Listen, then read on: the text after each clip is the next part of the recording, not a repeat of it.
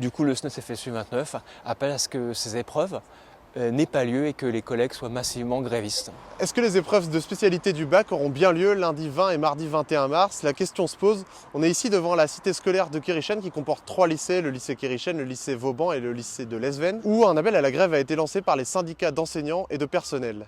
Cette situation provoque évidemment du stress chez les élèves. On est allé les rencontrer devant le lycée.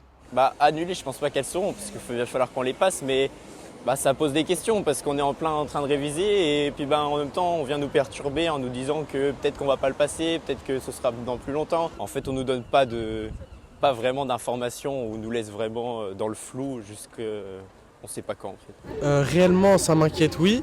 Mais après, est-ce que c'est sûr? On n'a pas eu encore d'informations sur ça.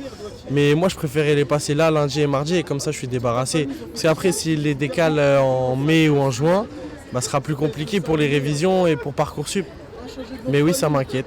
Je suis un peu déçu que ça se passe comme ça, qu'on soit obligé de faire une grève pour que le bac soit déplacé. Par exemple, sur toutes les grèves qu'il y a eu et tout, les profs ont pris pas mal de retard.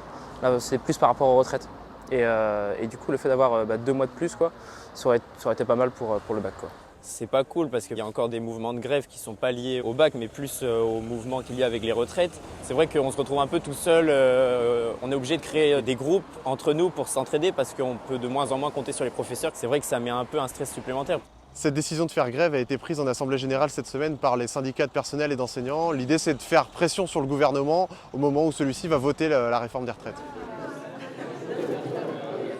On a réussi à se mettre d'accord sur le fait qu'il y aura une action qui aura lieu lundi, peut-être mardi. Le but, c'est bien d'être dans la lutte contre cette réforme. Et comment est-ce qu'on articule ça avec ce qui se passe, nous, dans notre secteur? Et là, actuellement, ce qui se passe, c'est le passage des épreuves anticipées du baccalauréat. Et à Sud Éduc, c'est pareil, en fait, on n'a pas de tabou par rapport au bac, on nous demande de faire fonctionner un truc qui ne fonctionne pas et qu'on n'a pas souhaité. Donc on va arrêter les conneries.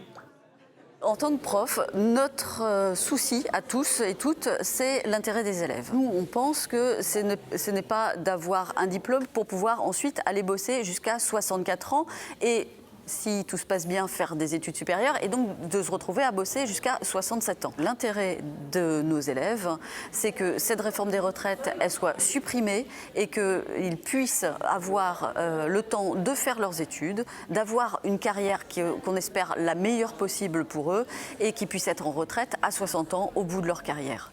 Donc c'est pour ça que lundi, mardi, on sera dans la lutte contre la réforme.